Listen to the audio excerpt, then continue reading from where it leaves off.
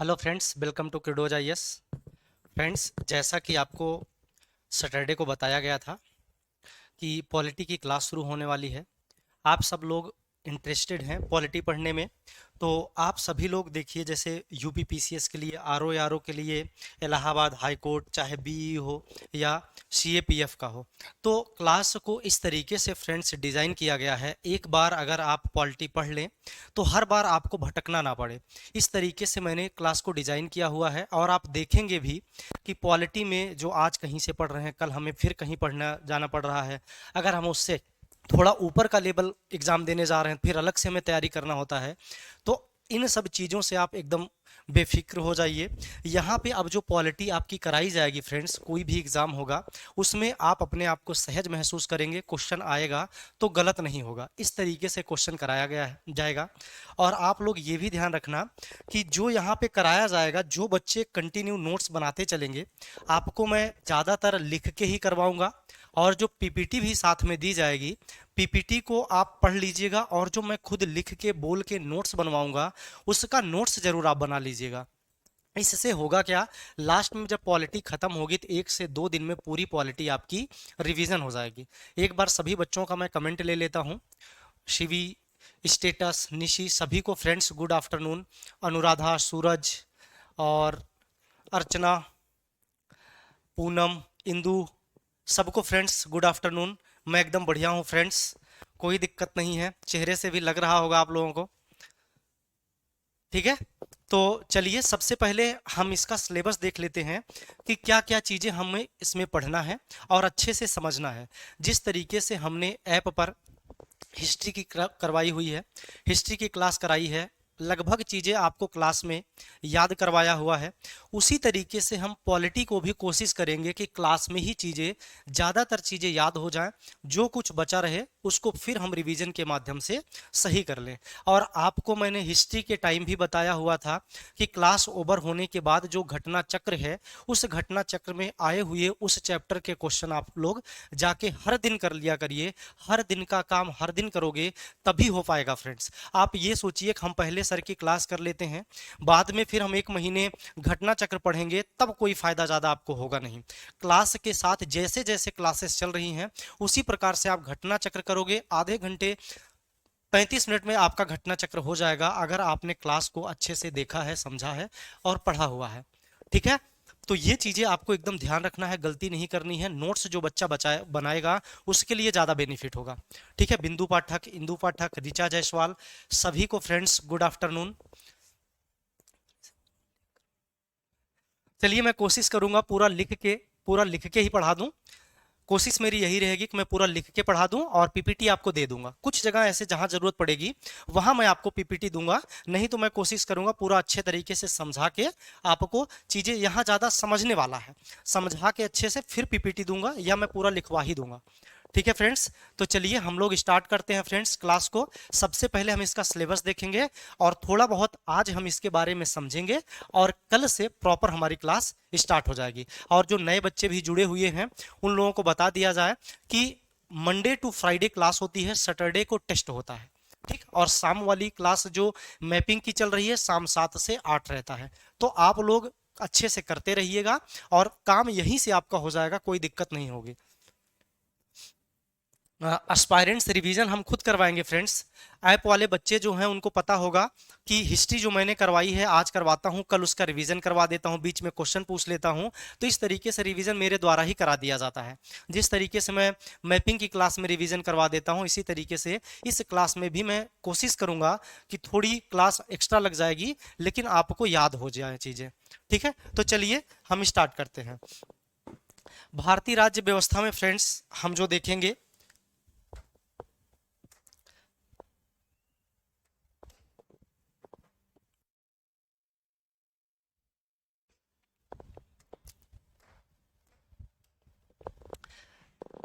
संविधान क्या है इसके बारे में देखेंगे।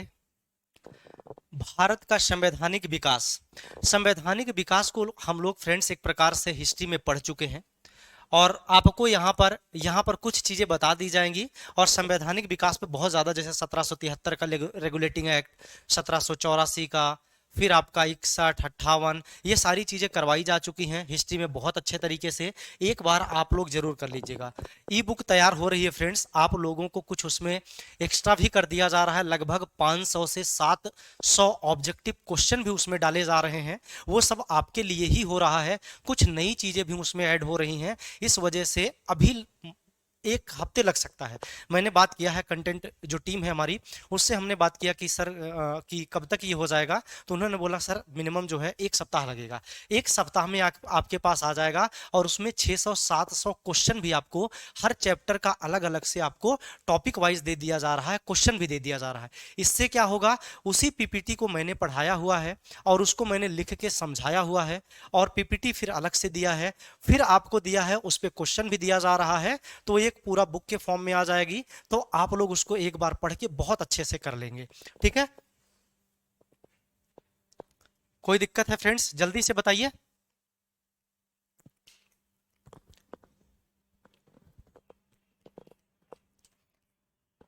क्षमा राणा जी, गुड आफ्टरनून। चलिए फ्रेंड्स स्टार्ट करते हैं। उसके बाद स्वतंत्र भारत में संविधान का निर्माण, ये वाला भी चीजें बताई जाएंगी। संविधान सभा से संबंधित क्या क्या चीजें थी, संविधान का ज्ञान क्या है वो बताया जाएगा। उद्देशिका, राष्ट्रीय प्रतीक क्या है, संविधान में अनुच्छेद एवं अनुसूचियां कौन कौन सी हैं, जैसे शुरुआत में कितने अनुच्छेद थे, कितनी अनुसूचियां थी, कितने भाग थे, वर्तमान में कितनी अनुसूची हो गई है, कितने भाग हो गए हैं और कितने अनुच्छेद लगभग हो गए हैं। तो 495 प्लस अनुच्छेद हो चुके हैं लगभग।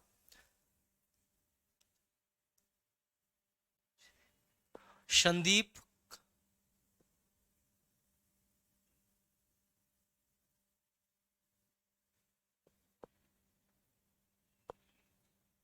राधे राधे।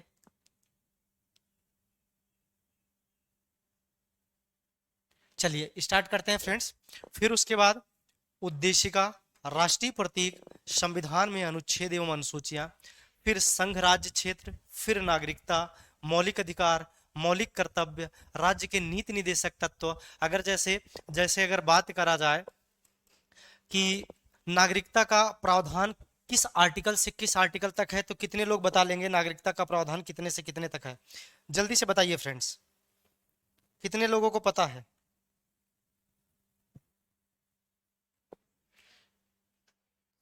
तो याद रखिएगा, यहाँ थोड़ा थोड़ा लिखते चलते हैं। अनुच्छेद 5 से 11,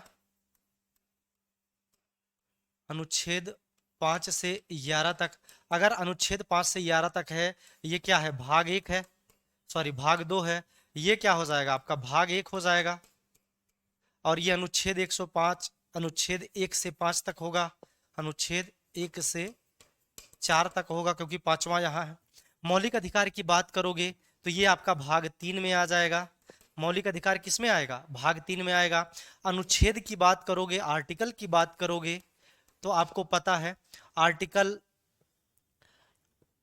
12 से लेकर 35 तक है।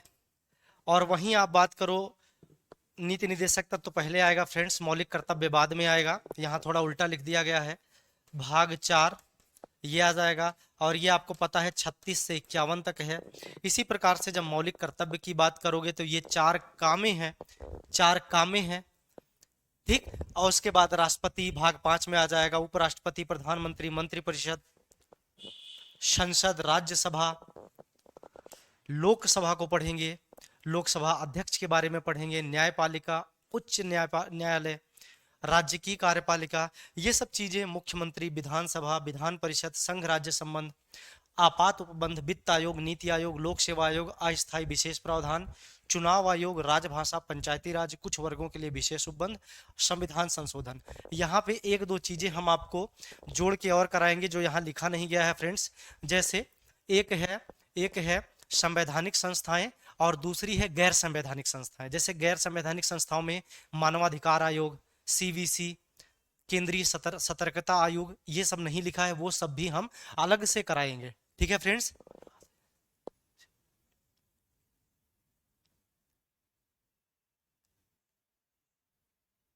ठीक है। चलिए अब कुछ चीजें आपसे मैं फ्रेंड्स यहाँ पर एक नया पेज लेता हूँ और हम लोग स्टार्ट करेंगे। सिलेबस में ही ज़्यादा आप लोगों को सिलेबस बहुत अच्छे तरीके से पता है, तो हम स्टार्ट करेंगे फ्रेंड्स सबसे पहले पॉलिटी को स्टार्ट करेंगे, सभी लोग जुड़े रहिए। देखिए, अब ध्यान से देखिए, अगर मैं आपसे पूछूं राज्य व्यवस्था और संविधान में अंतर क्या है, किसी को पता हो तो जल्दी से बताइए, राज्य व्यवस्था और संविधान में अंतर क्या है। ज्योति मौर्य, अर्चना, जल्दी से बताइए किसको पता है संविधान और राज्य व्यवस्था में अंतर क्या है, क्योंकि शुरुआत हम यहीं से करते हैं। तो सबसे पहले हम संविधान की ही बात करते हैं, संविधान और राज्य व्यवस्था।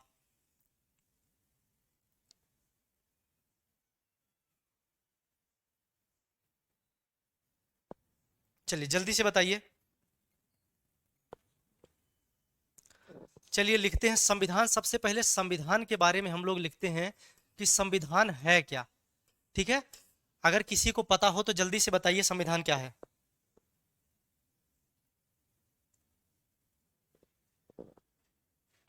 संविधान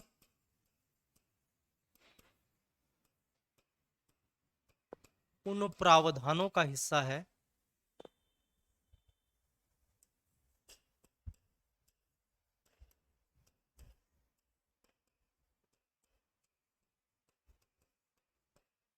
जिससे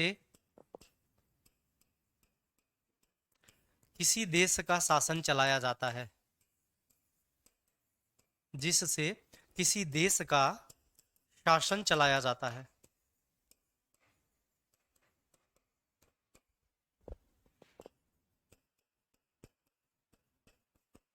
ठीक है, तो अगर आपसे कोई पूछे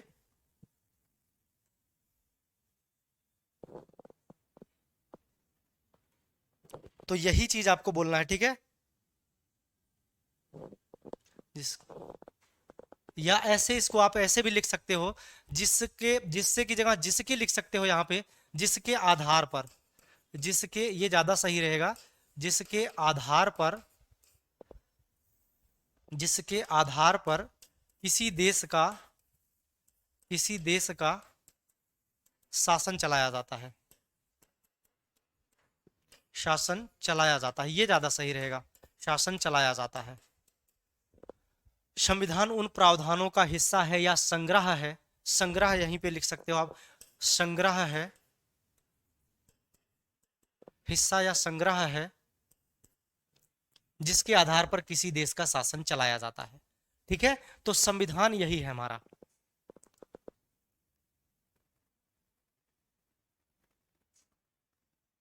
किसी ऋषिपाल जी, किसी कंट्री का शासन ही, किसी कंट्री का संविधान ही, देखिए याद रखिए, ये जो चीजें लिखी गई है, संविधान उन प्रावधान, बहुत सारे प्रावधान रहते हैं, उन प्रावधानों का जो संग्रह होता है, उसके आधार पर जो देश का शासन चलाया जाता है, वही क्या होता है, संविधान होता है।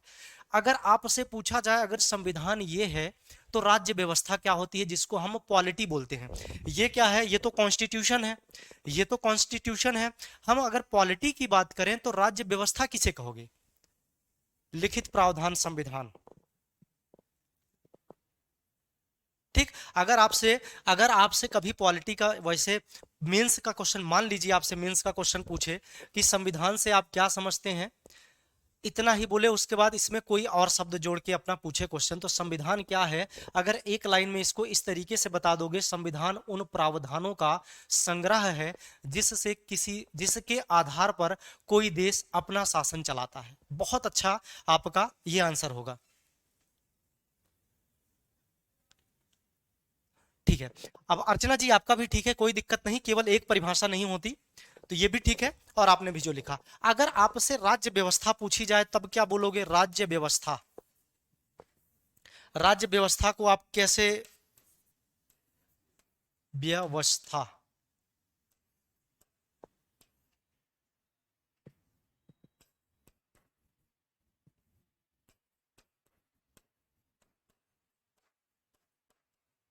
अगर राज्य व्यवस्था वाली बात आ जाए, यानी ये पॉलिटी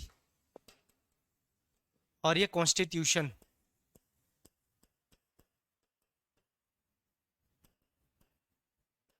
अगर कॉन्स्टिट्यूशन तो हमने कर लिया, राज्य व्यवस्था का अगर कहा जाए, राज्य व्यवस्था किसे कहेंगे, तब क्या बोलेंगे,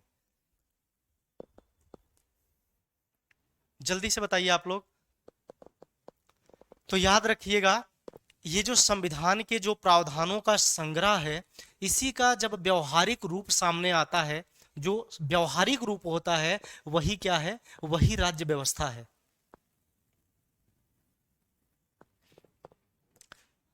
नहीं फ्रेंड्स, ये जो जो है, ये जो है 5-6 क्लास ये यूट्यूब पर चलेगी। बाकी जो बच्चे बैच पर परचेज किए हुए हैं उनके लिए होगी।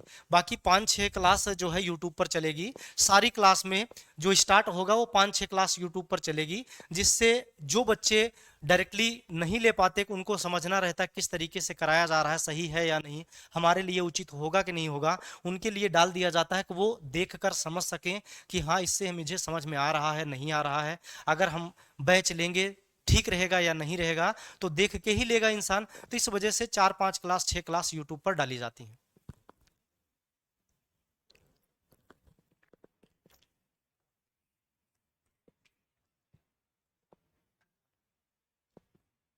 ठीक है, तो क्या है फ्रेंड्स, संविधान का व्यवहारिक रूप ही, संविधान का संविधान का व्यवहारिक रूप ही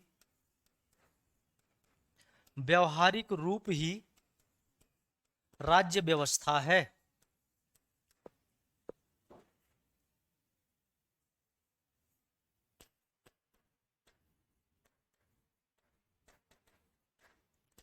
राज्य व्यवस्था है।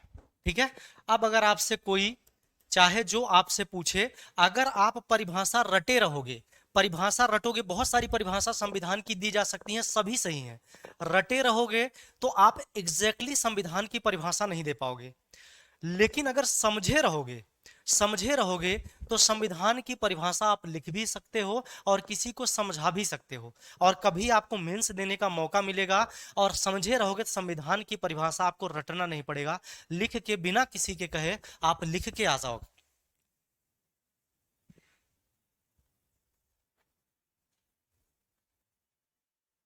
ठीक है, तो संविधान का व्यवहारिक रूप ही क्या है, राज्य व्यवस्था। चलिए अब हम आगे चलते हैं फ्रेंड्स, यहां तक सबके समझ में आ गया। अब हम लोग आगे चलते हैं। जैसे व्यवहारिक रूप अगर आपको देखना है तो जैसे मान लीजिए संविधान में लिखा है अनुच्छेद 17। अनुच्छेद 17 में क्या है फ्रेंड्स, अस्पृश्यता का उन्मूलन या अस्पृश्यता से संबंधित बातें लिखी गई हैं। तो इसमें जो है दंड का प्रावधान किया गया है, कैसे कैसे दंड दिए जाएंगे, उसको व्यवहारिक रूप में कैसे लागू किया जाएगा, यही हमारी राज्य व्यवस्था है। और जो चीजें लिखी गई हैं संविधान में वो क्या है, वो संविधान है। वो संविधान जैसे आर्टिकल 17 में लिखा गया है कि कोई भी व्यक्ति छुआछूत के आधार पर या अस्पृश्यता के आधार पर किसी व्यक्ति से भेदभाव नहीं करेगा।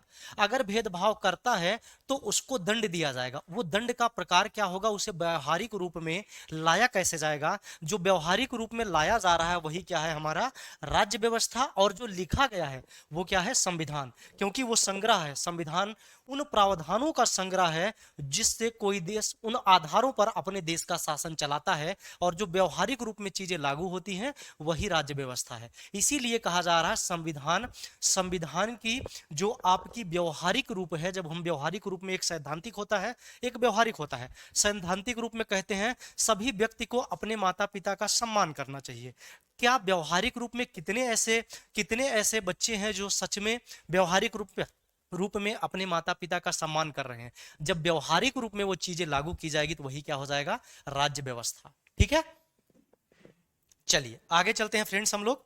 अब आगे चलते हैं और आपको समझना भी है।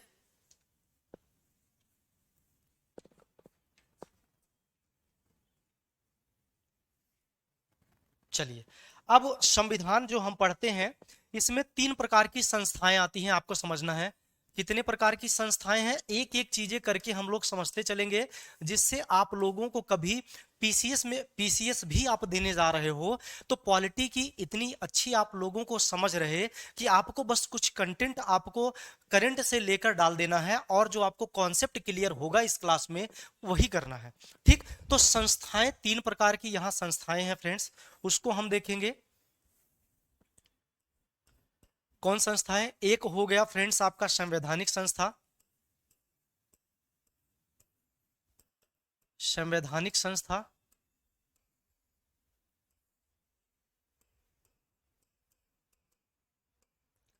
इसको संस्थाओं के रूप में दिखा रहा हूं। तो याद रखिएगा, संवैधानिक संस्था, गैर संवैधानिक संस्था, गैर संवैधानिक संस्था,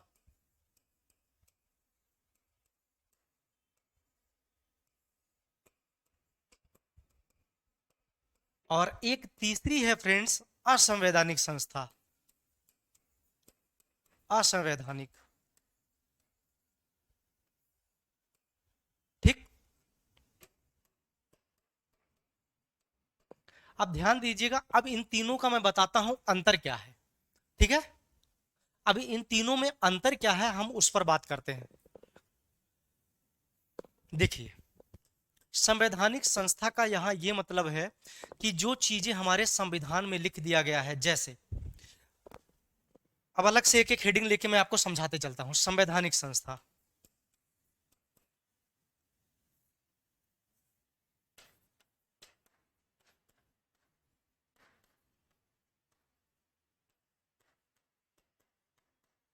संवैधानिक संस्था हम उसे कहेंगे जिसका जिसका उल्लेख हमारे कॉन्स्टिट्यूशन में हुआ है, उसे हम क्या कहेंगे, संवैधानिक संस्था। जैसे जैसे वित्त आयोग,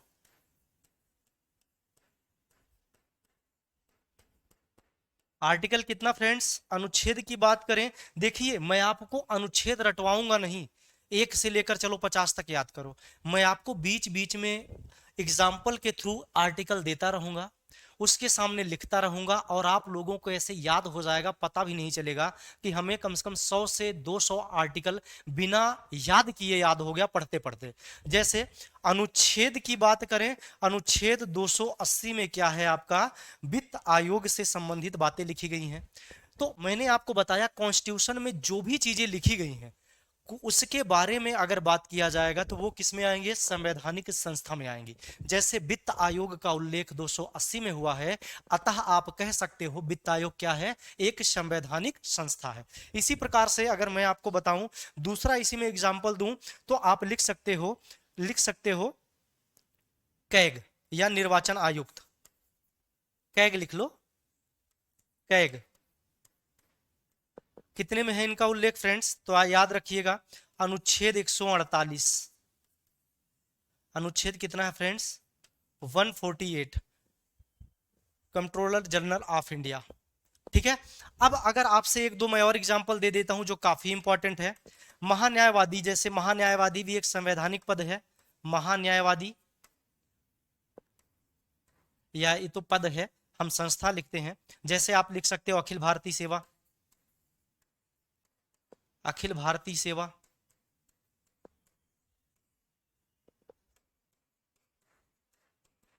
312। तो इस प्रकार से जो संस्थाएं आपको दिखती हैं वो समझ जाइएगा कि वो क्या है, वो आपके संवैधानिक संस्था है। अगर गैर संवैधानिक की बात करें फ्रेंड्स, तो गैर संवैधानिक दो प्रकार की होती हैं। जो संविधान में जिसका उल्लेख नहीं है वो दो प्रकार की होती हैं फ्रेंड्स, उसको भी आप लोगों को याद रखना है। ठीक है।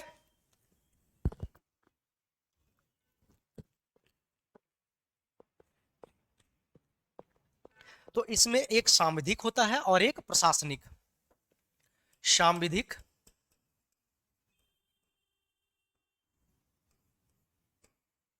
यहां लिखा नहीं जाता फ्रेंड्स, पता नहीं क्यों, सांविधिक, और दूसरा क्या है फ्रेंड्स, प्रशासनिक।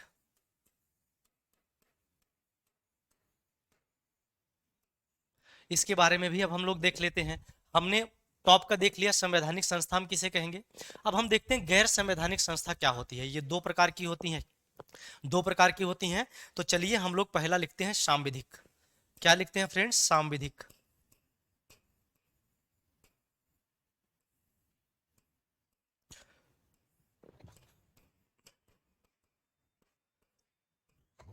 सबके समझ में आ रहा है फ्रेंड्स, या किसी को दिक्कत है जल्दी से बताइए। अब ये क्या है फ्रेंड्स, भारत की संसद द्वारा, भारत की संसद द्वारा कानून बनाकर, कानून बनाकर इसका निर्माण किया जाता है, इसका निर्माण किया जाता है।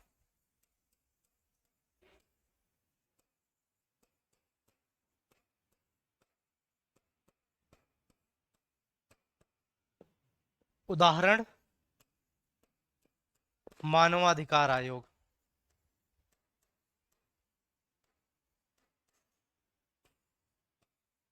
उदाहरण क्या है फ्रेंड्स, जैसे मानवाधिकार, ये क्या है, ये एक ये एक सांविधिक संस्था है, क्योंकि इसका उल्लेख किसी भी आर्टिकल में नहीं है। संसद क्या की है, संसद बैठी है, चर्चा की है कि मानव होने के नाते मानव को जो अधिकार मिलना चाहिए उसके लिए एक कमीशन होना चाहिए। तब इन्होंने क्या किया, मानवाधिकार आयोग का गठन किया। अब ये काम क्या करती है, जैसे आपको पता है जो व्यक्ति जेल में बैठे हैं, जेल में जो बंद है बहुत लंबे टाइम से, तो वहां जेलों की जाके निगरानी करता है, क्या उन कैदियों को सही से भोजन दिया जा रहा है, समय पर उनको खाना दिया जा रहा है या नहीं दिया जा रहा है, खाने की क्वालिटी सही है या नहीं है, उनके रहने की व्यवस्था, मानव को जैसे एक व्यवस्था रहने के लिए चाहिए वो व्यवस्था इनको मिल रहा है कि नहीं मिल रहा है, ये सारी चीजों पर मानवाधिकार आयोग काम करता है। ठीक है, किसी को कोई दिक्कत है फ्रेंड्स? चलिए समझ में आ रहा, यही इसीलिए समझ में आए तो बढ़िया ही रहेगा फ्रेंड्स, समझ में नहीं आएगा तो कोई मतलब ही नहीं है।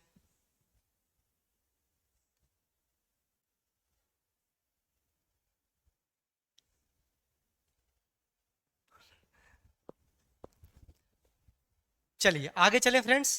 चलिए यहां तक समझ में आया, मानवाधिकार आयोग हो गया।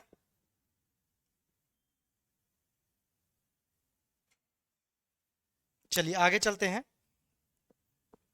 और इसे देखिए, अब एक चीज यहीं और बता देता हूं, वो मेंस का टॉपिक है। सांविधिक संस्था जो होती है और जो प्रशासनिक संस्था होती है, दो मैंने आपको लिखवाया है ना, तो यही दोनों समझ लेना, सांविधिक और प्रशासनिक। तो प्रशासनिक क्या होती है संस्था, जिसमें कोई एक मंत्री अपने लिए कोई संस्था बना देता है, जैसे योजना आयोग मंत्री परिषद द्वारा बनाया जाता है, मंत्री नहीं, मंत्री परिषद द्वारा कोई आयोग बना दिया गया। तो दोनों में अंतर क्या है, जो सांविधिक संस्था होगी, जो संसद का पहले विधि बनाएगी, विधि बनाकर उसे कानून के रूप में लागू कर देती है, उसको हटाना होगा तो दिक्कत होगी। लेकिन मंत्रिपरिषद द्वारा जिन संस्थाओं का गठन किया जाता है उसको हटाने में ज्यादा दिक्कत नहीं होती है। इसीलिए योजना आयोग को, जो सोचिए बहुत पहले से गठन हुआ था, योजना आयोग कैसी संस्था थी, प्रशासनिक संस्था थी, इसीलिए उसको हटाने में कोई दिक्कत नहीं हुई। अगर वही सांविधिक संस्था होती तो हटाने में दिक्कत आती, इतने आसानी से मोदी जी उस संस्था को नहीं हटा सकते थे। जैसे अभी मानवाधिकार आयोग को हटाना चाहे, खत्म करना चाहे तो खत्म नहीं कर सकते हैं, काफी बहस होगी उस पे।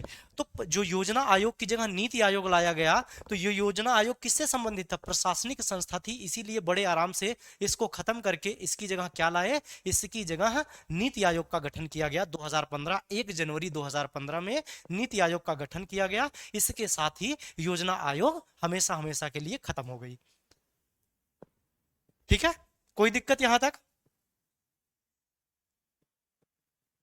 चलिए उसको भिजवा दिया जाएगा, निकिता कुकिंग जी, वर्ल्ड ज्योग्राफी वाला करा दिया जाएगा। अभी सारा फोकस्ड आपका यहाँ होना चाहिए।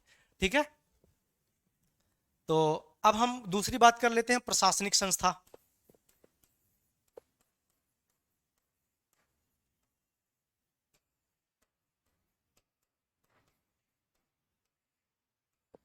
अभी आपसे सांविधिक और प्रशासनिक संस्था में अंतर पूछेगा तो आप लोग बता लेंगे?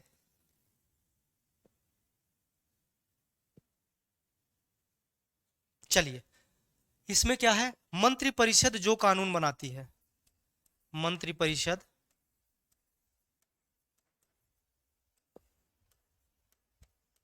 जो कानून बनाती है,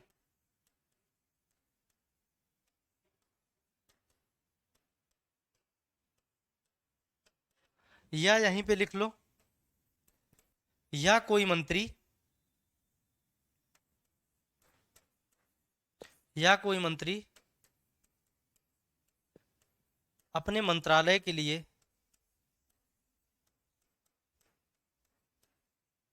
अपने मंत्रालय के लिए, अपने मंत्रालय के लिए किसी आयोग का गठन करती है, किसी आयोग का गठन करती है। ठीक है फ्रेंड्स, तो याद रखिएगा एग्जाम्पल के थ्रू, जैसे योजना आयोग किसने गठित किया था? योजना आयोग का गठन किसने किया था? जवाहरलाल नेहरू ने। योजना आयोग किसने गठित किया था? जवाहरलाल नेहरू ने।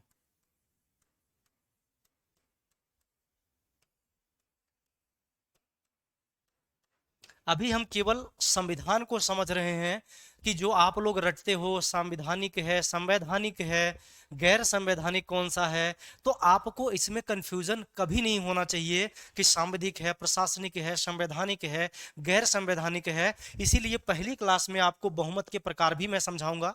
आज हो पाएगा तो हो पाएगा, नहीं तो कल बहुमत के प्रकार बताऊंगा। किस किस संविधान संशोधन के तहत कौन कौन से भाग जुड़े, कौन कौन सी अनुसूचियां जुड़ी, वो सब हम शुरुआत में ही करेंगे जिससे आपको गलत ना हो। चलिए आगे चलें फ्रेंड्स, चलिए आगे चलते हैं। यहां तक किसी को कोई दिक्कत हुई? जल्दी से आप बताइए, जल्दी से सभी लोग बताइए।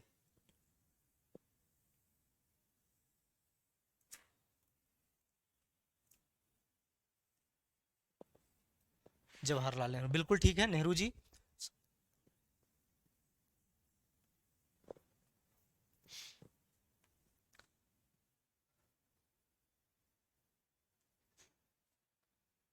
निधि कनौजिया, ऐसा नहीं है कि नहीं हटाई जा सकती, लेकिन उसको आसानी से नहीं हटा सकते।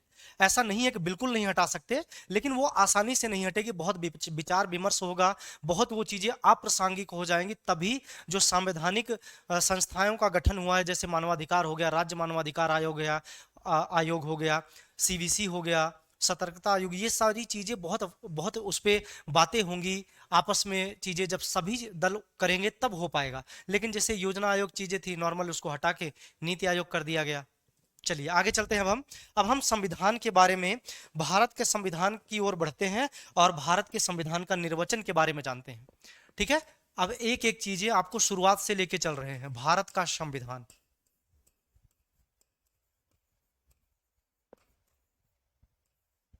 भारत के संविधान में सबसे पहले संविधान के बारे में जानना है। क्या क्या चीजें इसमें हैं, क्या क्या चीजें कैसे पढ़नी है, इसके बारे में जानेंगे। ठीक है, तो हम लोग लिखते हैं भारत के संविधान का निर्वचन।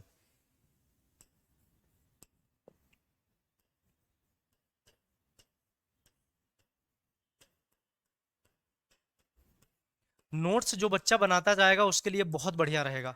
भारत के संविधान का निर्वचन।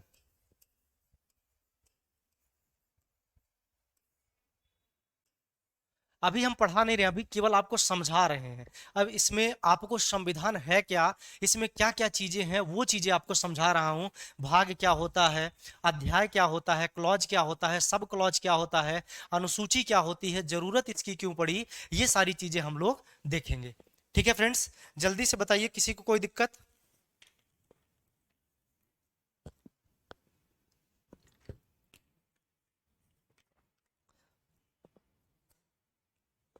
तो इसमें जो बांटा गया है फ्रेंड्स, सबसे पहले जो सबसे बड़ा पार्ट है, ये भाग में बांटा गया है।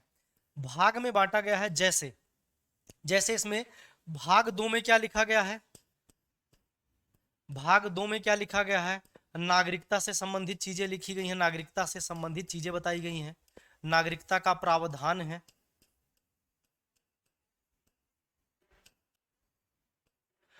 भाग तीन की बात करें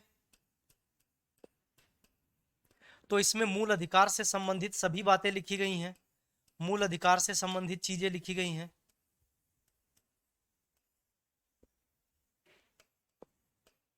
मूल अधिकारों से संबंधित प्रावधान यहीं पर किए गए हैं। एक और लिख देता हूं, भाग चार भी आप लोग याद रखिएगा। अभी भाग तो सारे आपको याद करवाऊंगा एक साथ। भाग चार, नीति निदेशक तत्व, जिसे हम इंग्लिश में डीपीएसपी बोलते हैं, नीति निदेशक तत्व। कहीं कहीं निदेशक भी लिखा गया रहता है, कहीं कहीं निर्देशक भी लिखा गया है। नीति निदेशक तत्व, ये क्या है? भाग है। ठीक है फ्रेंड्स, अब इन भागों को, ये भागों में बहुत बड़े बड़े भाग हैं। इन भागों को किसमें तोड़ा गया है फ्रेंड्स? अध्याय में। किसमें तोड़ा गया है? अध्याय में, यानी चैप्टर में। ये क्या है फ्रेंड्स? पार्ट। अगर इसको हम इंग्लिश में लिखें, पार्ट। ठीक। अब अगला जो है, इस भाग को, भाग बहुत बड़े बड़े हैं। अब सोचिए, भाग 3 में पूरा मूल अधिकार से संबंधित बातें लिखी गई हैं, या आप मान लीजिए भाग 5 में, भाग 5 में राष्ट्रपति मतलब संघ से संबंधित है, तो उसमें बहुत सारी चीजें हैं। तो उसको ज्यादा बड़ा होने की वजह से उसको छोटे छोटे पार्ट में बांट दिया गया, और उसका नाम क्या दिया गया? अध्याय दिया गया। तो यानी भागों को काट के छोटा छोटा करके उसको अध्याय में बांट दिया गया। जैसे जैसे मान लीजिए, ये पूरा भारत देश है, पूरा भारत देश है, इसमें इस पूरे भारत देश को छोटे छोटे राज्यों में बांट दिया गया, छोटे छोटे राज्यों में बांट दिया गया। इसी प्रकार से पूरे भाग को छोटे छोटे अध्यायों में क्या किया गया? बांट दिया गया, और उसको चैप्टर में डिवाइड कर दिया गया। तो पढ़ने में आसानी होगी और लोगों के समझ में भी आएगा। तो अगला क्या हमें पढ़ना है फ्रेंड्स? अध्याय, जिसको हम चैप्टर बोलते हैं। ठीक है, तो याद रख लीजिएगा, क्या बोलते हैं फ्रेंड्स? अध्याय को चैप्टर बोलते हैं। इसको आप लोग ध्यान रखिएगा। आगे चले, चैप्टर। अब इस चैप्टर को हम कैसे समझेंगे फ्रेंड्स? आप लोग याद रखिए। ठीक हूं फ्रेंड्स, ठीक है, आगे चले। भाग को अध्याय में बांटा गया, भाग को अध्याय में, अध्याय में बांटा गया।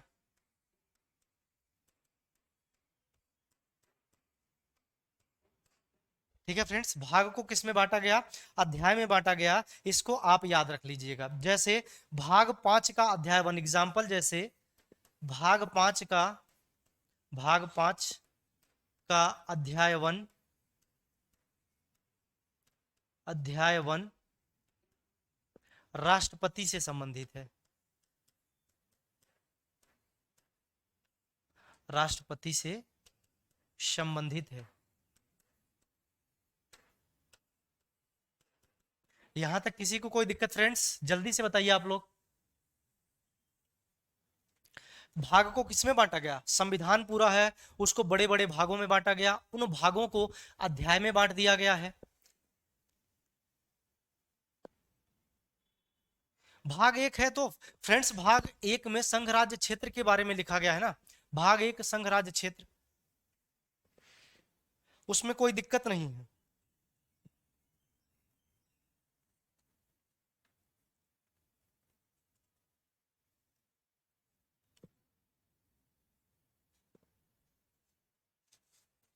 भाग 1 नहीं पता था क्या? भाग 1 संघ राज्य क्षेत्र, 36 51, ठीक है, आप याद रखते। अब देखिए, 2 3 चीजें आपको याद होनी चाहिए। कैसे? भाग 1 में अभी एक बच्चे ने पूछ लिया, बता दिया कि संघ राज्य क्षेत्र के बारे में भाग 1 में है। भाग 2 में नागरिकता याद हो जाना चाहिए। भाग 3 में मूल अधिकार याद हो जाना चाहिए। भाग 4 में नीति के निदेशक तत्व दिए गए हैं। 4 काम में मूल कर्तव्य दिए गए हैं, इसके पहले मैंने बता दिया था।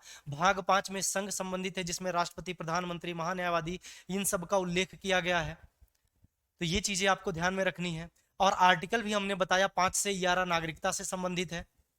फिर मैंने आपको बताया 12 से लेकर 35 तक जो आर्टिकल है वो मूल अधिकार से संबंधित है। फिर मैंने आपको बताया 35 खत्म हो गया, 36 से लेकर 51 तक आपका नीति निदेशक तत्व से संबंधित है। तो ये चीजें धीरे धीरे करके एक एक चीजों को आप करते जाइए और याद होता जाएगा। ठीक है, आगे चलें फ्रेंड्स। अब यहां तक कोई दिक्कत? अब आगे देखिए, आगे हम चलते हैं फ्रेंड्स। अध्याय के बाद अनुच्छेद आ जाते हैं, जिसे हम आर्टिकल कहते हैं। अनुच्छेद जो आप हमेशा पढ़ते रहते हो, इन अध्यायों को ही किस में बांटा गया है? अनुच्छेद में बांटा गया है। तो यहां पे लिखिए, अध्याय को अनुच्छेद में बांटा गया है, अनुच्छेद में बांटा गया है।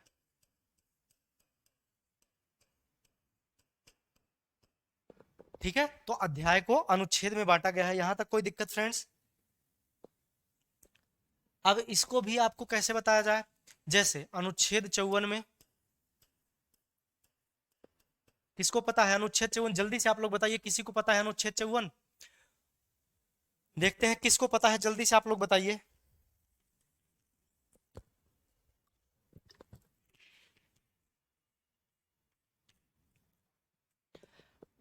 अनुच्छेद 54 क्या है फ्रेंड्स? अनुच्छेद 54 में है राष्ट्रपति के निर्वाचन की प्रक्रिया। राष्ट्रपति के निर्वाचन की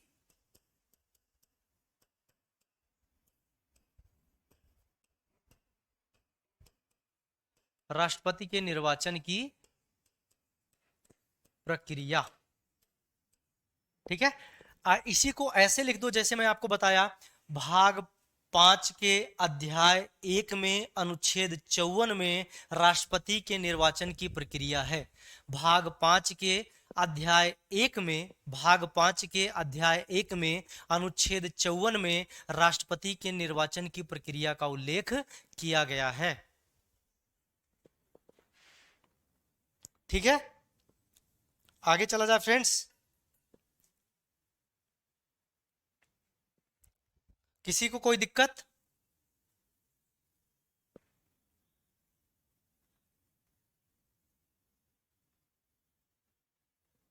चलिए आगे चले, चलिए अब आगे चलते हैं हम लोग।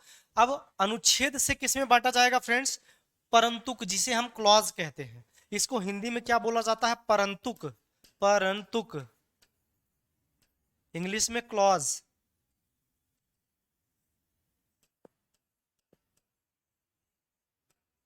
क्या बोला जाता है फ्रेंड्स?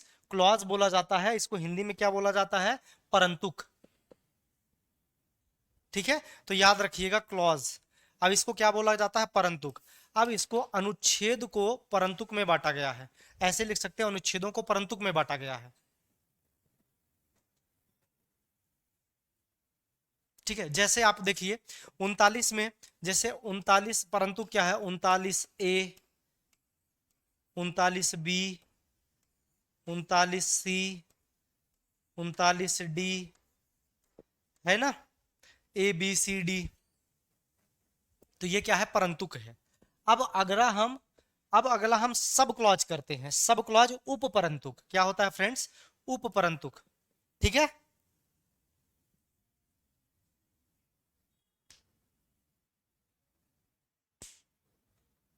परंतु उप परंतुक फ्रेंड्स, उप परंतुक।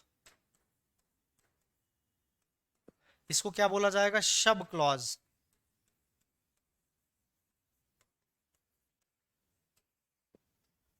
सब क्लॉज के बारे में अगर देखोगे, जैसे 19(1)A, तो इसको कैसे पढ़ोगे? अनुच्छेद 19(1) जो है ये आपका क्लॉज है, और ए जो है ये सब क्लॉज है। आर्टिकल 19 क्लॉज ए सब, sorry, article 19 clause 1 sub clause A. तो परंतुक और उप परंतुक, तो इसको क्या बोला जाता है? ये पूरे इसके डिस्ट्रीब्यूशन है। जब आप कभी कॉन्स्टिट्यूशन लोगे, पढ़ोगे उसको, संविधान को, जो हमारा वेयर एक्ट जिसे बोलते हैं, वेयर एक्ट जिसे बोलते हैं, उसको लोगे, तो इसी प्रकार से आपको परंतुक उप परंतुक दिखेगा। तब आपको समझना है, अगर बोल के बताना हो तो article 19 clause 1 sub clause A. ठीक है, और कहीं भी नोट करके लिख लीजिएगा, ये जो 39A, 39B, 39C, इसका मतलब ये 39 का ही ये पार्ट है, 39 के ही ये सब पार्ट है। लेकिन अगर कहीं आपको ऐसा कैपिटल में लिखा दिखे तो ये अलग से आर्टिकल होगी, ये अलग से आर्टिकल है। ठीक है, याद रखिएगा। अगर आपको स्मॉल में दिखता है तो उस आर्टिकल के ही पार्ट हैं, 3-4 पार्ट हो गए हैं। लेकिन अगर आपको कैपिटल में 39A दिख रहा है तो ये 39 नहीं है, 39 एक अलग आर्टिकल है, और 39A जो है ये एक अलग आर्टिकल है।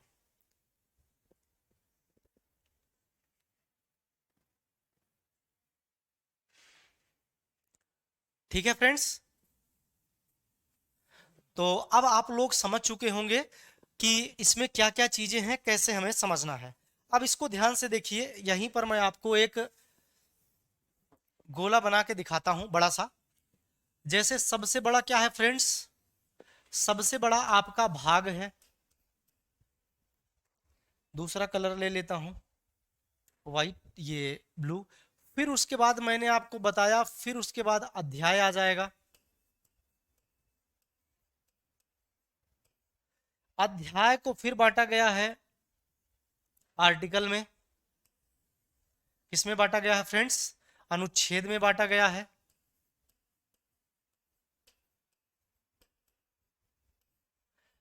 फिर अनुच्छेद को किसमें बांटा गया है? क्लॉज में बांटा गया है। क्लॉज यानी परंतुक में बांटा गया है। फिर परंतुक को किसमें बांटा गया है? उपपरंतुक में बांटा गया है।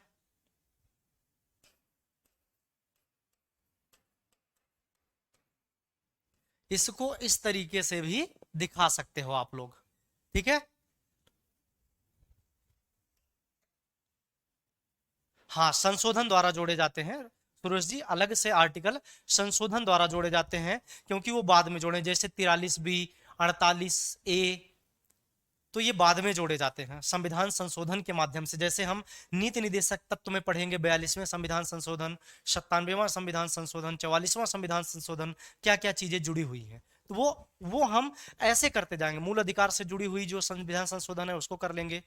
प्रस्तावना से जुड़े हुए संविधान संशोधन एक है 42वां संविधान संशोधन, 1976 के 3 शब्द जोड़े गए, उसको कर लेंगे। तो इसी प्रकार से हम करते जाएंगे। जो मेन मेन है संविधान संशोधन, हमको उस टॉपिक से पढ़ते पढ़ते हमें याद हो जाएगा, और आर्टिकल मैं आपको समझा ही दूंगा, ठीक है।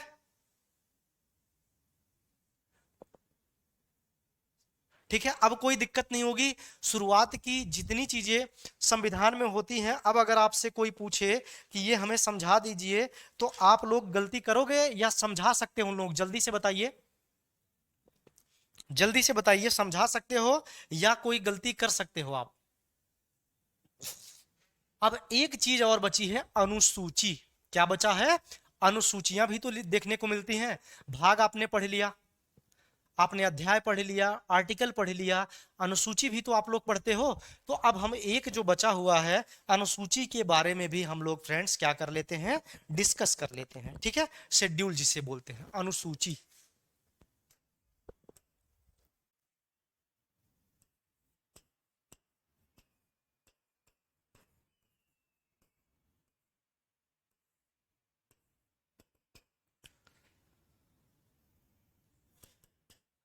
क्लास में अगर किसी को कोई डाउट हो फ्रेंड्स, तो आप लोग जरूर पूछ लिया करिए। शर्माएंगे शर्माएंगे तो समझ लीजिए समझ में नहीं आएगा। छोटी सी छोटी चीज अगर पॉलिटी में नहीं समझ में आ रहा है तो आप पूछिए, पूछने से ही डाउट क्लियर होगा, तभी आपके समझ में आएगा और एग्जाम में आएगा तो कंफ्यूजन नहीं होगा आप लोगों को, ठीक है। और पॉलिटी में जब पूरी क्लास कंप्लीट हो जाएगी फ्रेंड्स, तो आप पॉलिटी में देखेंगे कोई भी टेस्ट आप लगाओगे जो एग्जाम पैटर्न के अनुसार बनाते हैं, उनका आप करके देखना, या प्रीवियस ईयर्स का कोई भी, चाहे वो पीसीएस का हो, बिहार पीसीएस का हो, राजस्थान पीसीएस का हो, यूपी पीसीएस का हो, आरओ हो, या इलाहाबाद हाई कोर्ट हो, सीएपीएफ का हो, कोई भी प्रीवियस ईयर्स क्वेश्चन आप लेके देखिएगा कि जो सर ने पढ़ाया हुआ है और जो हम लोगों को याद है क्या उससे क्वेश्चन बन रहे हैं, तो आप देखिएगा कि 70 से 80%, 100, इतना तो कंफर्म है। थोड़ा सा आप दिमाग अपना लगाओगे तो ये समझ लीजिए वो 90 से 95% क्लास से ही मिलेगा। इस तरीके से मैं आपको पॉलिटी कराऊंगा कि क्वेश्चन एक भी गलत ना हो। बहुत ज्यादा तो मैं नहीं बोलूंगा कि 100 का 100 फंसा दूंगा, लेकिन ये समझिए आप भी थोड़ा साथ में मेहनत करते रहेंगे तो 80 से 85% आपका, यानी 20 क्वेश्चन आता है तो ये समझ लीजिए 17 से 18 क्वेश्चन आपकी क्लास से रहेंगे, अगर आप सही करोगे। अगर आप सही से पढ़ते हो, क्लास को तैयार करते हो, घटना चक्र लगाते हो, तो 18 क्वेश्चन क्लास से ही आएंगे। इसी तरीके से मैंने हिस्ट्री भी पढ़ाया हुआ है, और जो बच्चे ऐप पर पढ़े हुए हैं उनसे आप यूट्यूब पर भी रहते हैं, पूछिएगा कि हाँ हिस्ट्री सही से कराया गया है कि नहीं। उसी तरीके से हिस्ट्री भी हुई है, और बच्चों में कॉन्फिडेंस भी है कि अगर हिस्ट्री का क्वेश्चन आएगा तो गलत नहीं होगा। अगर वो चीज़ें जो मैंने कराया हुआ है उनके ध्यान में है, उन्हें याद हैं चीज़ें, तो गलती होने के चांसेस बहुत कम है। चले आगे चलते हैं फ्रेंड्स। तो अब हम पढ़ते हैं अनुसूची। अनुसूची के बारे में देखते हैं। ये वह प्रावधान है, ये वह प्रावधान है, प्रावधान है जो जो संविधान के संविधान के किसी हिस्से की किसी हिस्से की हिस्से की व्याख्या करते हैं व्याख्या करते हैं। अब अनुसूची आपको क्यों दी गई समझ में आया?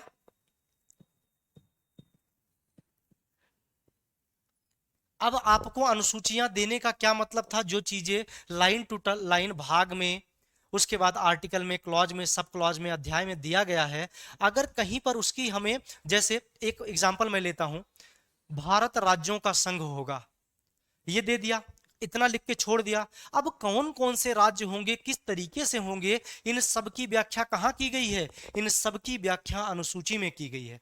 जैसे आपको दूसरा एग्जांपल दूं, पंचायती राज व्यवस्था 73वें संविधान संशोधन 1992 में व्यवस्था की गई। उसमें कहा गया 28 जो विषय हैं वो पंचायतों को दिए जाएंगे। वो विषय कौन कौन से होंगे, इसी वजह से तो अनुसूची लाई गई। समझ रहे हो अनुसूची क्यों लाई गई? 28 विषय दे दिया गया पंचायती राज को, 28 विषय, और जो न्यायपाल ये जो शहरी निकाय है उसको 18। तो ये जो फ्रेंड्स हैं, इसी की व्याख्या के लिए कौन कौन से वो विषय दिए जाएंगे, ये सारी चीजों की व्याख्या के लिए अनुसूचियों का प्रावधान किया गया। भारत राज्यों का संघ है, 28 राज्य कहाँ कहाँ आपको लिखा है? नहीं मिला है। तो जब आप अनुसूची में जाओगे तो उन 28 राज्यों को लिखा गया है, उन केंद्र शासित प्रदेशों को भी लिखा गया है, उनकी व्याख्या की गई है। तो इस वजह से अनुसूची, जैसे भारत राज्यों का संघ है, इतने से समझ में नहीं आ रहा है। अब आप अनुसूची में देखो कि भारत के राज्यों का संघ कहने का मतलब क्या है। तो इसका मतलब जो 28-29 राज्य हैं वो सब मिलकर भारत को संघ बनाते हैं, भारत को एक केंद्र बनाते हैं, और जिसमें 28 राज्य जुड़े हुए हैं। उन राज्यों को लिखा गया है अनुसूची में। तो आप समझ गए कि ये वह प्रावधान है जो संविधान के किसी हिस्से की व्याख्या करते हैं और संविधान के अंत में दिए जाते हैं। यहीं पे लिखिए, और संविधान के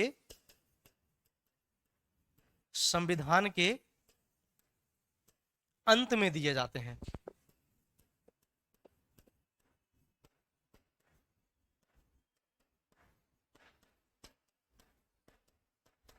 ठीक है।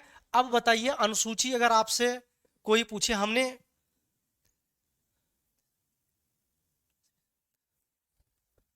28 विषय बोले थे क्या फ्रेंड्स? हाँ 29 विषय हैं, 28 बोला था क्या?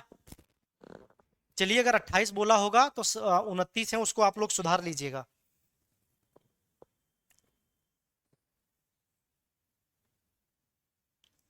ठीक है, तो आगे चलें फ्रेंड्स।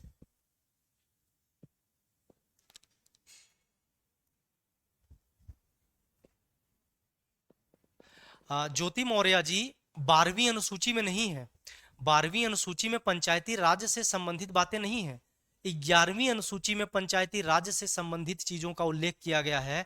12वीं में नगर पालिका से संबंधित चीजों का उल्लेख किया गया है, और 10 में दल बदल संबंधी चीजें लिखी गई हैं। तो गलती मत कीजिए ज्योति जी, आपने लिखा है 12वीं अनुसूची। 12वीं अनुसूची नगर पालिका से संबंधित है, पंचायती राज से संबंधित नहीं है। तो इसको याद कर लीजिएगा। अभी मैं अलग से पूरा एक साथ लिखूंगा, एक साथ आपको पूरी अनुसूची लिख दूंगा, तो उसको आप लोग याद कर लीजिएगा। ठीक है। अब यहाँ पे जैसे एग्जाम्पल के रूप में दिया जाए तो अनुच्छेद 1 में लिखा है भारत राज्यों का संघ है। जैसे अनुच्छेद 1 में लिखा है भारत राज्यों का संघ है, राज्यों का संघ है। अब जो बच्चा पॉलिटी नहीं जानता है, जो बच्चा ये नहीं जानता भारत राज्यों का संघ है क्या है, नहीं समझ में आ रहा है, तो क्या इतने से वो समझ पाएगा जिसको पॉलिटी की नॉलेज नहीं है? तो इसी वजह से भारत राज्यों का संघ है। तो कौन कौन से वो राज्य हैं, कौन कौन से राज्य हैं, कौन कौन से राज्य हैं, कौन कौन से राज्य हैं, कौन कौन से राज्य हैं? तो इसी के लिए क्या किया गया, अनुसूची, अनुसूची इसी के लिए लाई गई। अब ये आपको समझ में आ गया फ्रेंड्स, अनुसूची क्यों लाई गई थी?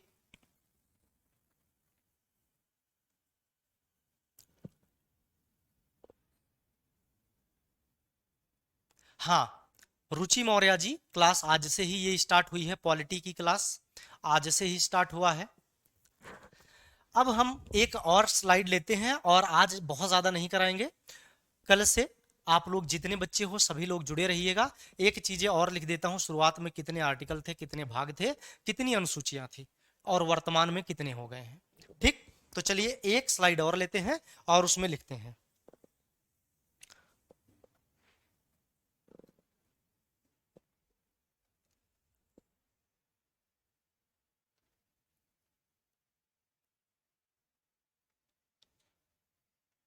चलिए ठीक है फ्रेंड्स, अब आगे हम चलते हैं। तो संविधान में, हमारे संविधान की अगर बात किया जाए फ्रेंड्स, तो संविधान बनने के समय, मूल संविधान लिख देता हूं यहां, मूल संविधान, और यहां लिख देता हूं वर्तमान में।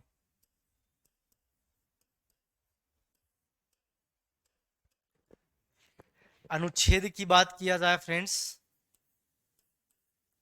अनुच्छेद की अगर बात किया जाए,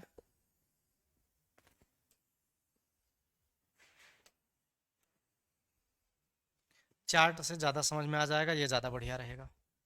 अनुच्छेद की अगर बात किया जाए, मूल संविधान में कितने अनुच्छेद थे फ्रेंड्स, तो 395। याद रखिएगा, कितने अनुच्छेद थे, 395।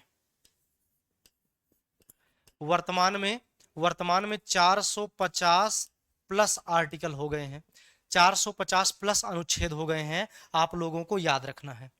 भाग की बात करें तो भाग शुरुआत में 22 थे, वर्तमान में फ्रेंड्स कितने हो गए हैं, भागों की संख्या कितनी हो गई है, 25 हो गए हैं। ठीक है, अब आगे अगर बात करें, आगे बात करें अनुसूची की, अनुसूची की बात करें फ्रेंड्स, 8 अनुसूची थी, अब कितनी हो गई है, 12। शुरुआत में कितना था फ्रेंड्स, 8 अनुसूची थी, अब कितनी हो गई है, 12 अनुसूची हो गई है। तो ये स्लाइड भी आपको बहुत अच्छे से याद करके ध्यान से रखना है। कोई कभी भी पूछे कि मूल संविधान में क्या चीजें थी, वर्तमान में इसमें चेंजेस क्या हैं, तो वर्तमान में आप ये देख सकते हो। ठीक है, 450 प्लस हैं एग्जैक्टली, नहीं इसको कह सकते कितने ही हैं, 450 प्लस अप्रॉक्स आप लोग याद रखिएगा। ठीक है, शुरुआत में 395। भाग की बात करेंगे तो 22 भाग थे, वर्तमान में भाग की बात करेंगे तो 25 भाग हो गए हैं। वहीं अगर आप अनुसूची की बात करोगे तो मूल संविधान में कितनी अनुसूची थी, मूल संविधान में आपकी अनुसूची जो थी वो आपकी थी 8 थी, और वर्तमान में कितनी अनुसूची हो गई है फ्रेंड्स, तो वर्तमान में अनुसूचियों की संख्या कितनी हो गई है, तो 12 हो गई है। 450 प्लस 60 हो सकता है, 70 हो सकता है, 80 हो सकता है, 85 हो सकता है। ठीक है, तो अप्रॉक्स याद रखना इतना। तो एक बार हम लोगों ने जो क्लास किया हुआ है, एक बार हम उसको देखते हैं, रिवीजन कर लेते हैं। सबसे पहले मैंने आपको बताया था संविधान, और मैंने बताया था संविधान उन प्रावधानों का संग्रह है जिसके आधार पर कोई देश अपना शासन चलाता है। कितना सिंपल सा, कितना सिंपल सा आपने इसको याद कर लिया कि संविधान क्या होता है। संविधान के बाद आपको मैंने पूछा था कि राज्य व्यवस्था क्या होती है, मैंने आपको बताया संविधान का व्यवहारिक रूप ही क्या है, राज्य व्यवस्था है। ठीक, ये दो हो गया। फिर मैंने आपको 3 प्रकार की संस्थाएं बताई थी, एक बताया था संवैधानिक संस्था, दूसरा बताया था गैर संवैधानिक संस्था, और तीसरा बताया था असंवैधानिक संस्था। आप लोगों ने किसी ने याद नहीं दिलाया, असंवैधानिक संस्था के बारे में हमने डिस्कस ही नहीं किया। असंवैधानिक संस्था के बारे में हमने कहाँ डिस्कस किया, सांविधिक बाद प्रशासनिक, उसके बाद देखिए भारत का संविधान आ गया। तो हमें एक स्लाइड यहाँ पे, एक स्लाइड और ले लेते हैं। जो असंवैधानिक था उसे बताया नहीं, आप लोग भी बोले नहीं।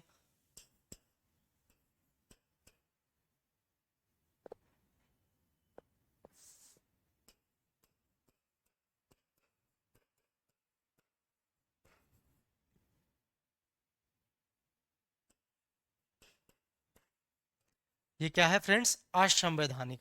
असंवैधानिक से मतलब अगर आपसे कहा जाए असंवैधानिक से क्या मतलब है, जल्दी से बताइए आप लोग।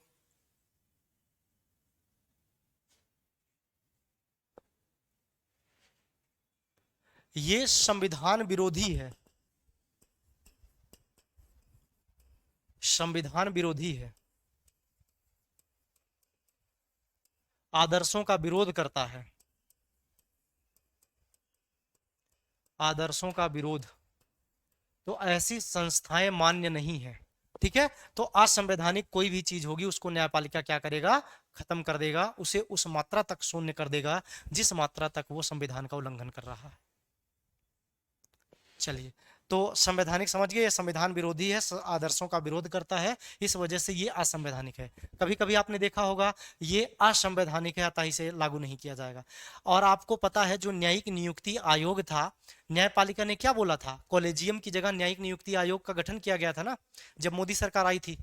तो उसमें क्या कहा गया कि ये असंवैधानिक है, संविधान के आदर्शों के खिलाफ है, इस वजह से न्यायिक नियुक्ति आयोग को निरस्त किया जाता है। याद होगा जो बच्चे उस टाइम पढ़ते होंगे। ठीक है, भारत के संविधान पार्ट मैंने आपको बताया 2, 3, 4, फिर आपको अध्याय के बारे में भी बताया हमने, और अनुच्छेद के बारे में ये सारी चीजें बताया। तो 54 आर्टिकल आप याद रखना, राष्ट्रपति के निर्वाचन की प्रक्रिया है, दिया हुआ है। तो ये सारी चीजें आपको क्या करना है, एकदम याद करके रखना है। कल अब हम क्या करेंगे, ये जो भाग थे, जो 3 बढ़े, 22 से 25 हुए, किस किस संविधान संशोधन के तहत बढ़े। अनुसूचियां जो पहले 8 थी, 12 अनुसूची हो गई, किस किस संविधान संशोधन के तहत अनुसूचियों को जोड़ा गया।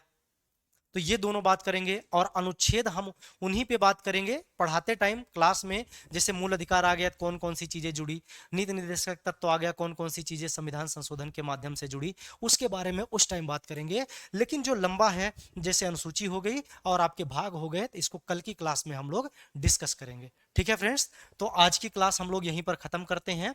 सभी बच्चों को बहुत बहुत धन्यवाद, और जो बच्चे नए जुड़े हैं क्लास को एक बार लाइक, शेयर और सब्सक्राइब जरूर कर देंगे, जिससे कोई भी नोटिफिकेशन आपके पास जाए तो आपके पास सबसे पहले पहुंचे और आप उससे जुड़ सकें। ठीक है, तो चलिए फ्रेंड्स, आज की क्लास हम लोग यहीं पर खत्म करते हैं। और जो बच्चे आर ओ में या इलाहाबाद हाई कोर्ट में काफ़ी वैकेंसी आई है, उसमें CAPF में, या फिर एक दो चीज़ें जो UPPCS का चल रहा है उसमें, अगर कोई ऐप ऐप पर आप आना चाहते हो, बैच लेना चाहते हो, तो आप एक बार कॉलिंग टीम से बात कर लीजिएगा। किस तरीके से क्या है, पढ़ाने का तरीका आप लोगों का यही रहेगा। अगर आप लोगों को लगता है कि हाँ ये मेरे लिए 4-5 महीनों के लिए बढ़िया रहेगा, तो आप जुड़कर बहुत अच्छी से तैयारी कर सकते हैं और अपनी सफलता को सुनिश्चित कर सकते हैं। ठीक है फ्रेंड्स, तो चलिए आज की क्लास हम लोग यहीं पर ख़त्म करते हैं। सभी बच्चों को बहुत बहुत धन्यवाद।